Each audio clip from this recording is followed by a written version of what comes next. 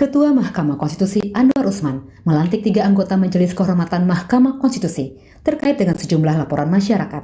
3 orang anggota MK itu adalah mantan Ketua MK, Jimli Asidiki, mewakili unsur tokoh masyarakat, Bintan Regen Saragi, mewakili unsur akademisi, dan Wahidudin Adams dari Hakim Konstitusi. Bahwa saya akan bekerja dengan tertib,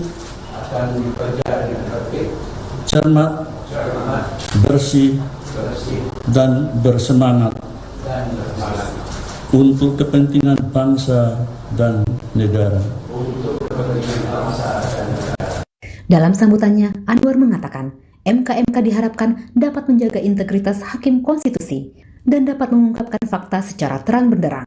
Dalam kesempatan itu, Anwar meminta kepada MK untuk menyampaikan kebenaran walaupun itu pahit. Anwar mengatakan, situasi yang terjadi saat ini merupakan bagian dari dinamika MK. Dan perhatian publik saat ini merupakan bentuk kepedulian masyarakat kepada MK. Di usia MK yang ke-20 tahun, tentu tidak hanya prestasi yang diraih, tetapi berbagai ujian juga harus dihadapi.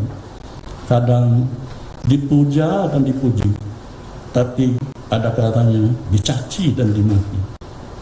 Bahkan harus menerima kenyataan pahit berupa fitnah yang sangat keji. Al-fitnatu asyaddu min qatl. Fitnah itu lebih kejam dari pembunuhan.